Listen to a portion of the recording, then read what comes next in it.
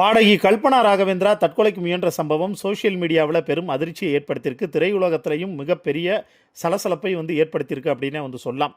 அதுக்கப்புறம் யார் இந்த பாடகி கல்பனா ராகவேந்திரா, இவருடைய அப்பா மிகப்பெரிய நடிகர்னு சொல்கிறாங்களேன்னு ஒரு பக்கம் தேடல் ஆரம்பிச்சிருக்கு. பாடகி கல்பனா ராகவேந்திராவினுடைய பின்னணி என்ன அப்படிங்கிறத பற்றி தான் இந்த வீடியோவில் நம்ம பார்க்க போகிறோம். இவங்க ஒரு மிகப்பெரிய நடிகைங்கிறது பலருக்கும் தெரியாது. காரணம் என்ன ஒன்றா, இவங்க சைல்டு ஆர்டிஸ்டாகவே பல படங்களில் நடிச்சிருக்காங்க.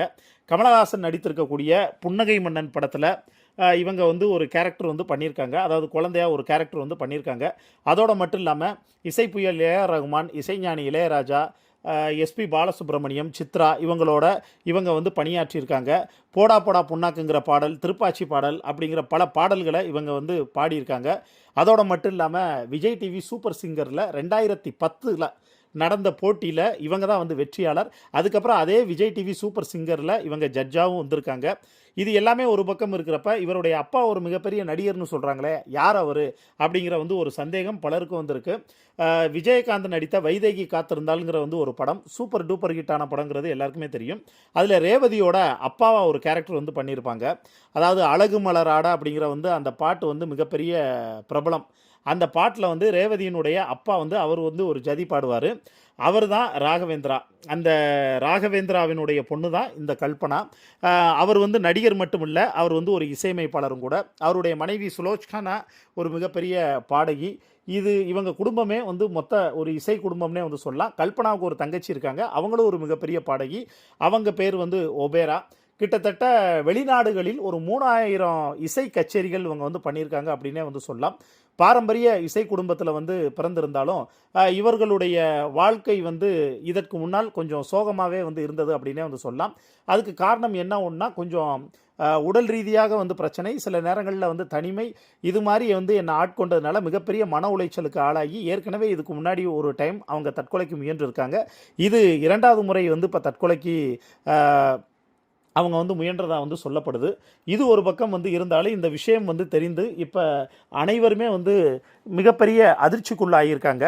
அப்படி தூக்க மாத்திரை இவ்வளவு சாப்பிட்டு இவங்க தற்கொலைக்கு முயற்சி பண்ணுற அளவுக்கு என்ன நடந்திருக்கு அப்படின்னு பார்த்தா, கணவர் மனைவி இவங்க 2 பேரும் இப்போ தனித்தனியாக தான் இருக்காங்க. அதாவது மனைவி கல்பனா ஹைதராபாத்தில் ஒரு அப்பார்ட்மெண்ட்டில் வந்திருக்காங்க. கணவர் இங்கே சென்னையில் வந்திருக்காங்க.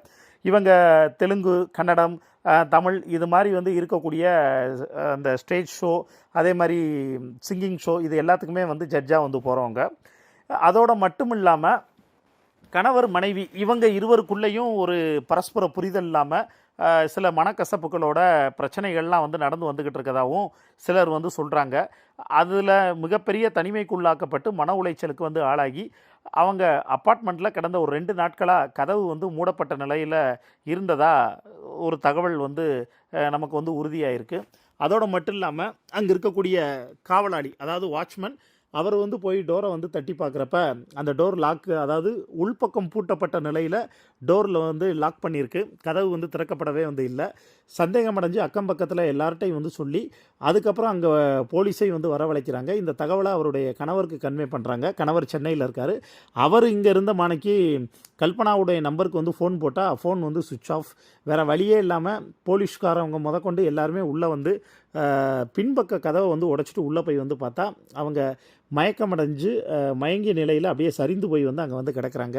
அதை பார்த்து எல்லாருமே ஷாக்கிங். பக்கத்தில் சுற்றி தூக்க மாத்திரை இது எல்லாம் ஒரு பக்கம் இருக்கிறப்ப என்னாச்சு ஏதாச்சுன்னு அவங்கள போய் ஒரு வேளை இறந்துட்டாங்களோ அப்படிங்கிற அந்த ஒரு பதட்டத்திலையும் தட்டி பார்க்குறாங்க.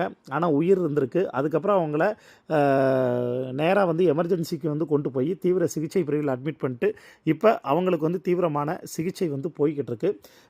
பாடகி கல்பனா மிக சீக்கிரமாக குணமடைஞ்சு வரணும், அவங்க அந்த ஸ்ட்ரெஸ்ஸிலேருந்து இது வரணும் அப்படின்னு எல்லோரும் ஒரு பக்கம் வேண்டிக்கிட்டு இருக்காங்க. அதே நேரத்தில் பல பிரபலங்களும் எல்லா பிரச்சனைகளுக்கும் தற்கொலைங்கிறது ஒரு தீர்வாகாது, தற்கொலை யார் பண்ணுவா, கோழைகள் தான் தற்கொலை பண்ணுவாங்க, வாழ்க்கையில் எல்லாருக்கும் எல்லா விதமான பிரச்சனை இருக்குன்னு அதாவது அங்கங்கே இருக்கக்கூடிய சில பிரபலங்களும் தங்களுடைய கருத்துக்களை தெரிவிச்சுட்டு வர்றாங்க. இதை பற்றி உங்களுக்கு தோணக்கூடிய கருத்துக்களையும் கீழே இருக்கக்கூடிய கமெண்ட் பாக்ஸில் மறக்காமல் மென்ஷன் பண்ணுங்கள்.